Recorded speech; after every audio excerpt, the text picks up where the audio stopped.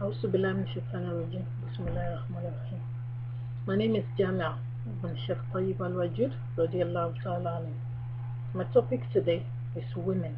It's topic about women.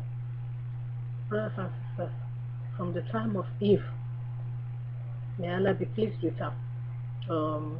We all know the story of Adam and Eve, about the apple, the fruits that they were not allowed to, and all that. My brothers and sisters, this has been causing a lot of trouble in this world. It has been causing a lot of misconception, a lot of arguments, a lot of trouble in houses, between friends as well. Brothers and sisters, all I believe in is Allah Azza wa Jalla knows the reason why everything is happening. Allah Azza wa Jalla knows everything. He knows it before it happens. If Allah doesn't want it to happen, it won't happen, brothers and sisters. All these mistakes that all the prophets made, it happened, for us to learn from. It's happening so that we can learn, so that because of the people coming after them, so that Allah can refer us to them. Allah can tell us, about them. Allah can remind us that, do you remember so when they did this? Do you remember what happened to them? Do you remember what they did? Do you remember what we did to them? It's all so that we can. It all happens so that we can learn. And all the suffering for women started from that time.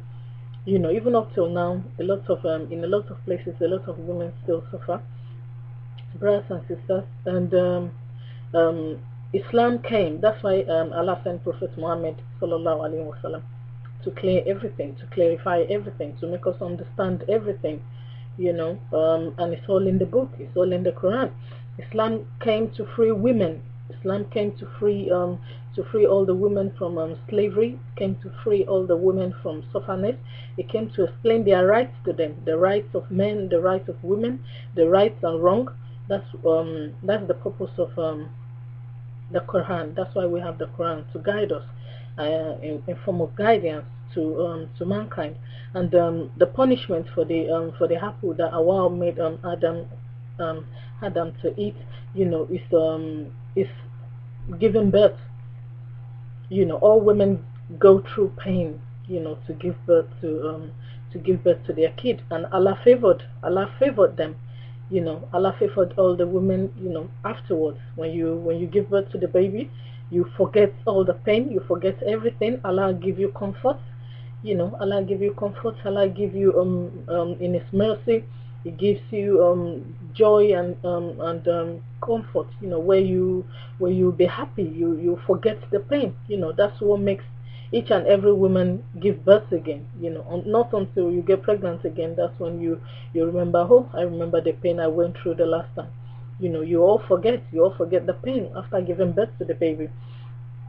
So that's why a man went to Prophet Muhammad sallallahu alaihi wasallam in the hadith, and Prophet Muhammad he asked Prophet Muhammad who the best person is, and Prophet Muhammad said, your mother. He said it 3 times. He said, your mother, your mother, your mother.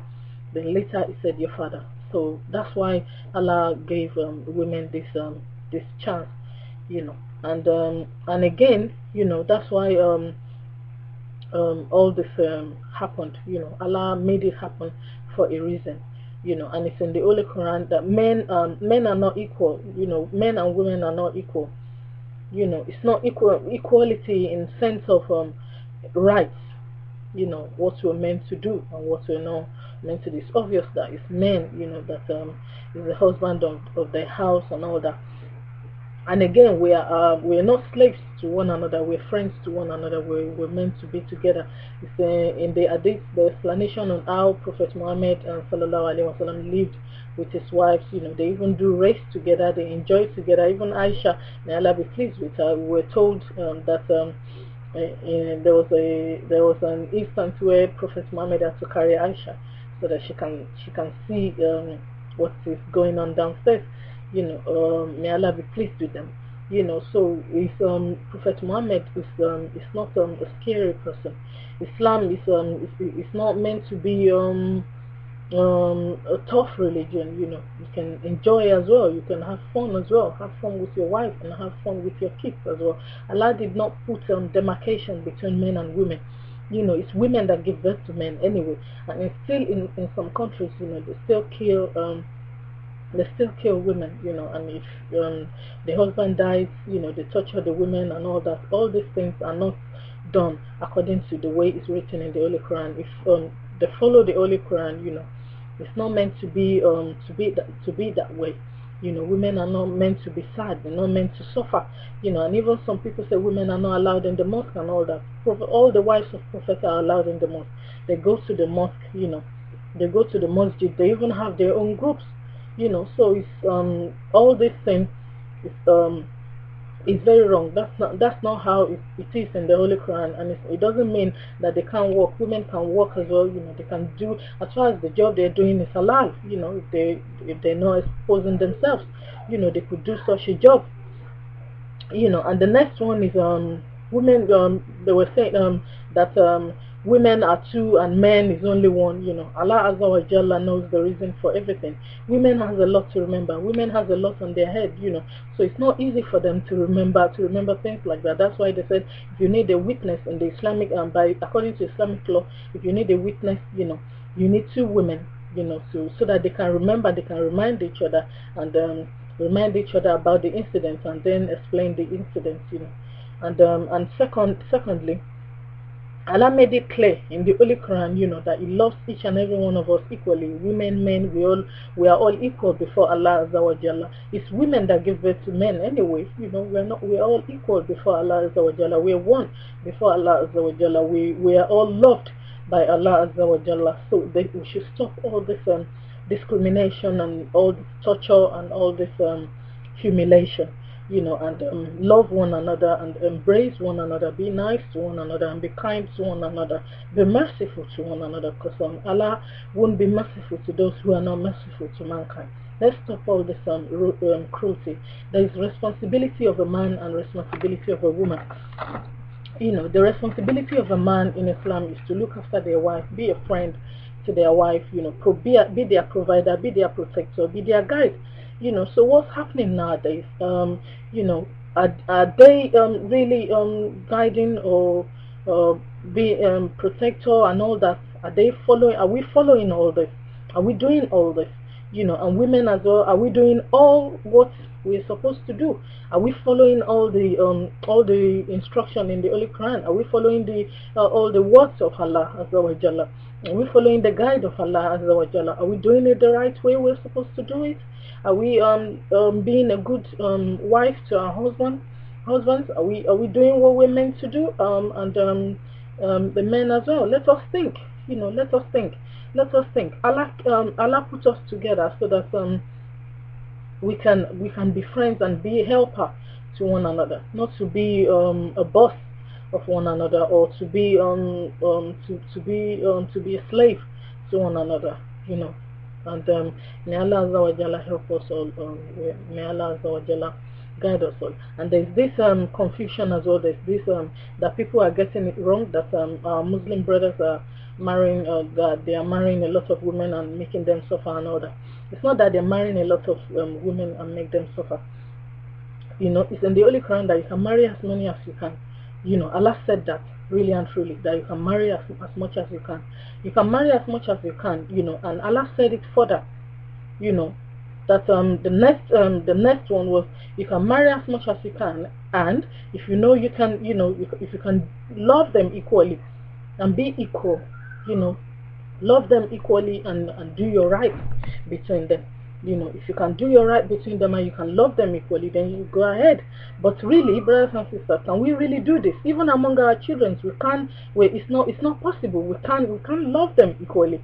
It's not possible. You can't love equally. You can't feel equally. It's different because people are different.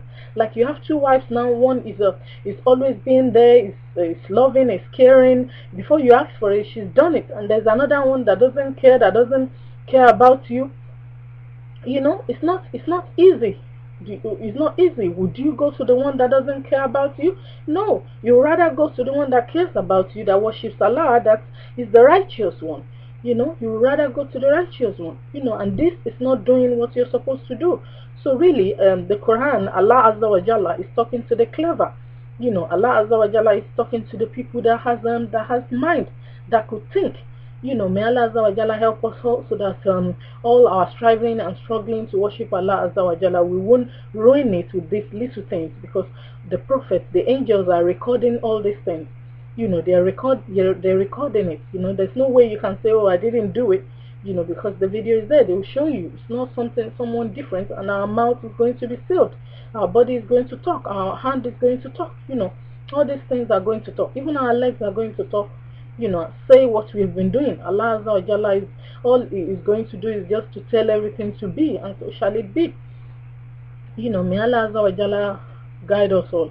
You know, and help us to have the fear, because if you have the fear of Allah, you'll be nice to your wife. If you have the fear of Allah, you'll be nice to your husband. If you have the fear of Allah, you'll be nice to your kids. You know, may Allah Azza wa Jalla help us all.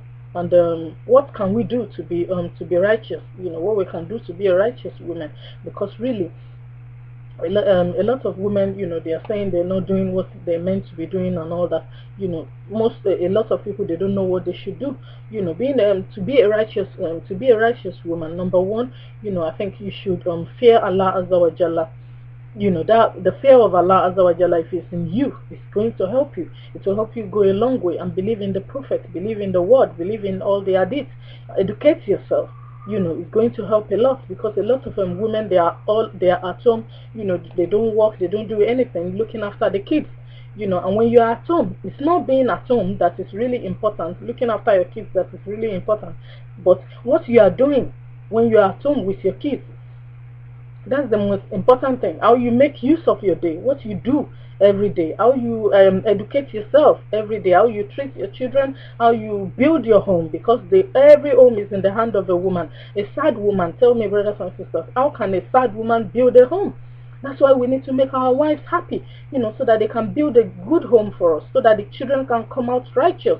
Everything is all in the hands of Allah, but some of it we need to do it by ourselves. You know, if we are praying to Allah Azza wa Jalla, we need to walk towards the prayer, so that I can make the prayer happen. You know, if you need a righteous children, you need a righteous wife. And how do we get a righteous wife? It's by helping your wife. Even if your wife decides to be at home, if a woman decides to be at home, even helping her and making sure she's doing the right thing while she's at home. Praying to Allah Azza wa Jalla, you know, is part of it. And having fear of Allah. If you have fear of Allah, you'll be nice to your children. If you have fear of Allah, you'll be nice to your husband, because you know Allah is watching you. Even if no one is there to see you, you know, when you're making the food, if you know there's no one there to see you, but you know Allah Azza wa Jalla is watching you. And the next stage after the fear of Allah is to be kind to the kids. You know, to be kind to your kids, to be kind to your husband. You show them love, you show your family love. You know, you pray together as a family. You gather together with your children. Let them understand the importance of prayer. Let them understand why prayer is important. Then the second, the fourth one is to talk to your children. Tell them stories about the Prophet. Tell them stories. Let them know how beautiful this religion is. Educate them. Let them know how important prayer is. You know, bring them, put them together, explain to them about God. Explain to them about Allah Azza wa Jalla. This is how we can build a righteous home. Brothers and sisters, let your children know, let your family know good and bad. Let them know the difference between good and bad. You know, may Allah Azza wa Jalla help us all. And the fifth one is educate them. Make sure they enjoy good and forbid evil, because they go to school. We're not there. It's only Allah Azza wa Jalla that is there with them. You know, they need to do good things. They need to do all these righteous good things. May Allah Azza wa Jalla help them out. Then the next one is do zikr together with your family. Do zikr together with your children. Make sure they are doing zikr. Let them get used to it since they're little. Let them get used to it from young age. So when they grow up, they will know the importance of Allah. They will know why they were our purpose in life. They will know the reason why we are in life. May Allah Azza wa Jalla help us all. May Allah Azza wa Jalla help us to understand, to enjoy good and forbid evil. It's still me, your sister, Jamia Abban Sheikh Tayyib Al-Wajud, radiallahu ta'ala anhu. May Allah Azza wa Jalla guide us all. May Allah Azza wa Jalla protect us and help us to guide us in the right way to righteousness. Assalamu alaikum wa rahmatullahi wa barakatuh.